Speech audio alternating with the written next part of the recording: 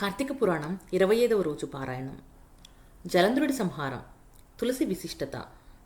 పరమశివుణ్ణి నియంత్రించడం కోసం జలంధ్రుడు మాయాగౌరిని సృష్టిస్తాడు.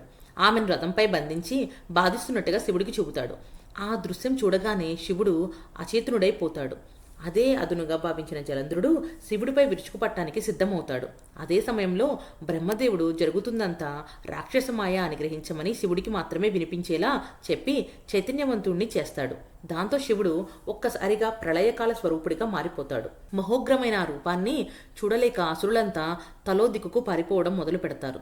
తన సైన్యం చెల్లాచెదురు కావడం చూసిన జలంధ్రుడు పరమశివుడిపైకి దూసుకు వస్తాడు. ఇద్దరి మధ్య భీకరమైన పోరాటం జరుగుతూ ఉంటుంది. జలంధ్రుడు పన్నుతున్న మాయ ఉపాయాలకు క్షణాల్లో శివుడు నిర్వీర్యం చేస్తూ ఉంటాడు.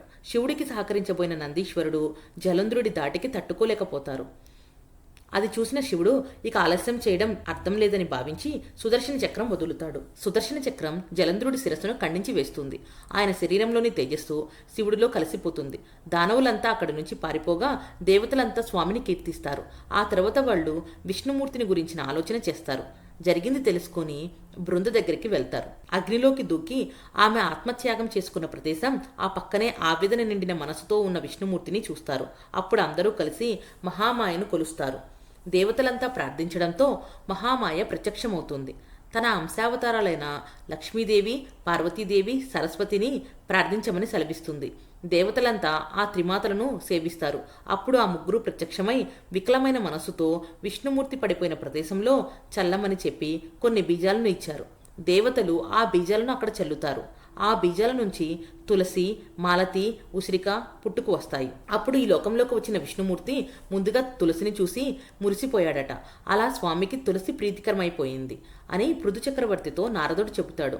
అంతేకాక తులసి యొక్క మహిమను, దాని విశిష్టతను చెబుతాను విను అంటూ నారద మహర్షి పృథు చక్రవర్తితో చెప్పడం మొదలు పెడతాడు. తులసిని దర్శించడం వలన, సేవించడం వలన అనంతమైన పుణ్యఫలాలు కలుగుతాయి. తులసి ఉన్న చోటుకు రావడానికి యమధర్మరాజు కూడా ఆలోచన చేస్తాడు. గంగా స్నానం, నర్మదా దర్శనం, తులసి సేవనం సమానమైన ఫలితాలు ఇస్తాయని పురాణాలు చెబుతున్నాయి.